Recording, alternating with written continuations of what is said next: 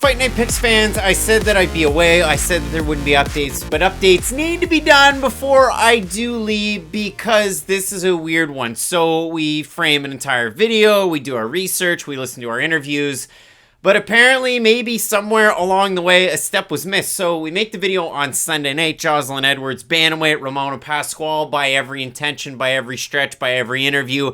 I'm a bantamweight now, Ramona Pascual. We do an entire video talking about all the different weight classes that she's fought at in the past, and then somebody mentions it out there in our YouTube studio that, listen, in that comment section, it's Jeff Ryland saying, Ari Edwards versus Pascual. When I looked at this fight last week, I knew that Pascual had fought heavier, so I looked at the fight details on Tapology, and I'm sure it said 135 pounds. Well, Jeff, it said that on UFC Stats, UFC.com, Tapology, every single website you could possibly see. And then Jeff goes on to say, but now it says 145 pounds. I was sort of on the fence. I think I'll take Pascual at plus money now. And Jeff, I had to do some digging. I saw that Marcel Dorf threw out a tweet there, the greatest and best out there, out of the Netherlands, at Big Marcel 24 over on Twitter. And underneath his post of the recent card and the fight bookings as they are, a person named, aptly, over on the Twitter sphere, MMA Fan 507 posted, Joselyne Edwards said that this fight is at 145 pounds. I listened to 24 minutes and 33 seconds of a Spanish language interview with English closed captions to see that Joselyne Edwards said this fight was a featherweight. So what do I know? Fight Night Picks, we need to expand our reach to multiple languages, not just French and English. But yeah, it seems like this fight is at 145. So make sure you check out the socials at Fight Night Picks, at Craig Allen FNP, and at Matt Allen FNP for those final picks after we get the weigh-ins. But of course, if this fight does end up at 145 pounds, as all indications suggest, then maybe there will be a switch of the pick. But again, let us know down below in the comments section who you have. Adds an extra little bit of wrinkle into fight week, and this will probably be the one and only update that I do because I am seriously away all week. So enjoy the fights, enjoy the preview, keep locked in with Fight Night Picks. Let's get into it. Coming up this weekend, bantamweights are set to meet in the center of the cage, and as Steve Mazzagatti used to say, hook 'em up! We've got a big-time fight between Panama's own Joselyne Edwards. That's a callback to Pride 33 in Vegas, and she's taking on. Do you think Mazzagatti's out there watching? If you are, Steve, we're big fans. Well, he's cage side in Vegas every single weekend, just wearing the referee jersey. Now, to get back to script, we have Joselyne Edwards representing Panama, taking on Hong Kong's own Ramona Pascual, former UFC Shanghai PI fighter, I guess I could say. And for Pascual, listen, I could tell you about the fact that she was on the Hong Kong national rugby team, which is pretty damn cool because they're big into rugby sevens. They're one of those host stops. Things get a little bit crazy. When I was sick last weekend before the videos, I sat down and watched rugby sevens all damn day. Wow. I love sevens. It's fast action. Ramona Pascual coming from that ilk. But if you do look at it for Pascual, a lot of experience with a lot of different promotions. She just made her North American debut not that long ago over with Icon FC that all of a sudden now belongs to Jorge Masvidal, and Bo Nichols just knocking fools dead over there. Looked great. When we're talking about Ramona Pascual, gets the win with Icon FC, gets a win with Invicta, that one on short notice against Shamir Peshewa, up at 150 pounds. Then she comes into the UFC again on short notice, representing, again, an interesting gym in Syndicate MMA. That's been the gym for the last couple of camps, in taking on Josiane Nunes. And when you go and you watch that fight, again, she's replacing Wu Yanan on short notice, so you get a bit of a mixed bag. The move was ultimately to be at 135, where she's at this weekend, but the fight against Nunes up at 145, and I mean, in that fight, she had some success with her kicks. She brawled a little bit, and that got her caught, and she had some success with the best tool of her game. It's that clinch with those knees up the middle. It finished Peshewa in that fight over with Invicta, but against Nunes, she was trying to work away at that gas tank. Turns out that small Brazilian lady has gas for days and no breaks, and knocked down poor old Ramona Pascual a couple of times. So looking to pick up the pieces, taking on Panama's own former boxing national fighter, Jocelyn Edwards. Oh, by the way, Jocelyn Edwards, what's her takedown defense like? Not very good. Not very good. So she was able to beat Wu Yanan, though she got taken down once in that fight. But Matt, when I went back and I did my tape study and when I wrote down my notes, I had to give this to the credit of Jessica Rose Clark. You can call her Jessica, you can call her Rose, you can call her Clark, and a tricky loss to Carol Hossa. Hossa and Clark went 10 of 19 in their takedown attempts in that, and out of those two fights, both fighters were able to get over 11 minutes of control time in each respective fight. Not good for Edwards. And that's something we talk about a lot. How some fighters have maybe poor defensive grappling. Some fighters have poor takedown defense. Some fighters have a really good initial takedown defense. They have that good first move off their back. And then other fighters just have plain terrible defensive grappling no matter how you cut it. And I would say Jocelyn Edwards would fall into that category. But this fight more than anything comes down to Ramona Pascual's ability to cut off the cage in the fight. Because Jocelyn Edwards is someone who, if we are being honest, probably moves a little bit too much for her own good. She's not a fighter who will really sit down on her shots and try to knock her opponent out. She'll really be moving her feet a lot of pitter patter. It's not necessarily to the level of like a Caitlin Chukagian, but they are cut from the same cloth to a certain degree. And with Pascual's ability to get this fight into the clinch, it will be interesting to see. Will she go for trip takedowns? Will she try to get close and then go for a takedown? Or is she just going to be happy to try to get strikes off on the feet? Because if she does keep it on the feet, yes, she might land a knee here or there. But she's also going to give Jocelyn Edwards the opportunity to break the clinch, land some of her own elbows, and keep the fight standing on the feet. Because I do think on the feet, Jocelyn Edwards is going to have a decided advantage in the amount of volume she's able to throw off the back foot. Again, it's not the most damaging of strikes. I kind of throw it in that Maria Moroz category where it's like, I guess, you know, like, damage is the first thing that matters in MMA at all times. That's why, like, if you score a knockdown in a round,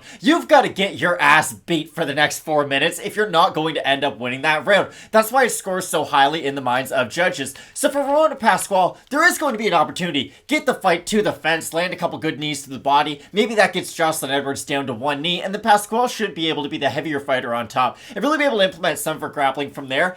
I just don't believe in her ability to cut the cage off, and I do think it's going to be that much of an important X factor in this fight, because if she just follows Jocelyn Edwards over and over and over again, I do think Edwards is a skilled enough striker to be able to strike off the back foot and just put up good numbers. Again, I'm not saying it's going to be the most damaging stuff. I don't think Ramona Pascual is going to have a face like Joanna at the end of her first fight with Weili, but I do think it's going to be enough volume to get the judges to give her the win. Like, I have a hard time with this fight because, again, for Jocelyn Edwards, I know she had the loss coming into the UFC a few fights ago over with LFA for the title against Sarah Alpar, split decision loss. All Alpar does is tend to pressure fighters and wrestle, and she's kind of built a little bit like Ramona Pascual, so there is that. And then you have Edwards going out and fighting like lesser talent. She beats Pamela Gonzalez over with UWC, and I know we even showed a clip from that fight in her original debut where Edwards goes out there and just beats the brakes off. She was Pamela. Bangkok ready. Throws the kick to the body, slumps her in near the corner, beats Wu Yanan with a little bit of that volume, a little bit of that pitter-patter. But again, I can't stress enough, if I was in the ear of Jocelyn Edwards, I would be thinking, okay, you want to go to Extreme Couture, you want to go to American Top Team, we want to train with those top women who are going to test your wrestling. And for Jocelyn Edwards, she had a little bit of a time where she was training in Iowa. I know we mentioned that a long time ago, but it's been King's MMA for the last couple of camps, except for the fact that if you go to her Instagram, and now I'm going to tip my hand, Antonina Shevchenko's Instagram or Valentina's, Jocelyn Edwards been a part of that camp for Valentina Shevchenko, hanging out with Pavel. I don't know what that's like, but really just traveling the world and training with him. I'd love to pick Pavel's brain. He'd be an interesting fellow to talk to. I'm sure he's real quiet and he likes to sip tea, so that's Pavel's He's vibe. probably described as a good listener, I'd imagine. Well, Pavel. But for Jocelyn Edwards, my point of all of this is, you're working your striking all the damn time. If she worked her defensive wrestling any, she could be a ranked fighter in this women's bantamweight division. I just don't know what the ceiling is. And for Ramona Pascual, I get it. She's 33. She started MMA around 27, and she's had long career layoffs due to injuries in the past. I mean, knee injuries and so on and so forth. So long layoffs. Do you look at the mirror and think, hey, there's still a chance? There might. I mean, listen, I played rugby sevens at one point. So did Ramona Pascual. Wow. Now, what I didn't do was head off TEDx Talks, and for Ramona Pascual, the title is Why Fear is Our Greatest Asset in Unlocking Human Potential. Wow. So, interesting That's there deep from stuff her. about it. And if you do look at Pascual, and I want to make sure I hammer this one home for everybody out there, The weights throughout her career, she has one fight at 150, 4 fights at 145, 1 fight at a catchweight at 141, 1 at a catchweight at 137, and 2 fights at 135. So I don't necessarily worry about the weight, though she has kind of fluctuated through it. She also cornered Liang in Liang Na's first UFC fight because Liang Na couldn't have her corners there in the States. So that should be interesting, Matt. I look at the odds for this one. Edwards open a minus 180 favorite. Still about there, minus 172 on best fight odds for Pascual. Open to plus 155. Now plus 142. So the underdog is the fighter out of Hong Kong. We have a look at the Tapology votes. Surprise to us, they are to you. Edwards is a favorite, but I'm going to say over under 67.5% Edwards. I'll say under, but she'll be the favorite.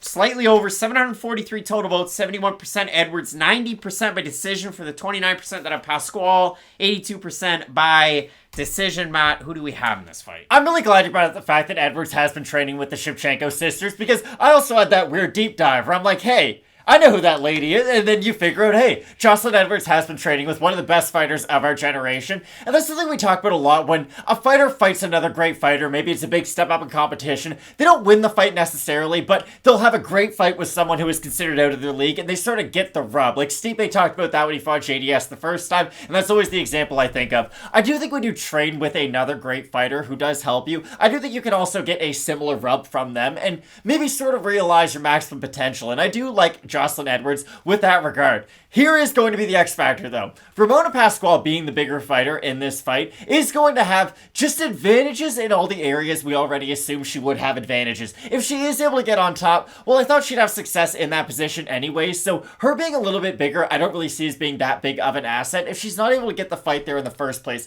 It's almost like if you have a fighter who has great Brazilian Jiu-Jitsu, but no wrestling whatsoever. It's like, okay, we don't really have to worry about it that much. I can dictate where the fight takes place, and if I just avoid the ground, it's not a big deal. With Ramona Pascual, I think if you can avoid getting under her on the ground, you being Joeslyn Edwards, then I do think she'll have great success in this fight. So I do expect her to stay on her bike, strike with volume, and she should be able to get the win. And to add to your point, people can see out there on our graphic, Pascual should be the shorter fighter, should have less in terms of reach. Edwards is a very tall and skinny fighter, but Ramona Pascual built different, really. Yeah. Like, when you do look at this overall fight. So I think this one's going to be very, very close. If Pascual ends up on top, having success in the first round, I might look at a live opportunity between round 1 and round 2, because Edwards has been proven that once she gets taken down, you can rinse and repeat, and even if you could force her up against the cage and keep her in the clinch, she has a hard time getting out of that. Plum clinch and the movements and the jerks, so to speak, out of Pascual, big opportunity in her game. She really attacks the gas tank with those kicks to the body and with the knees.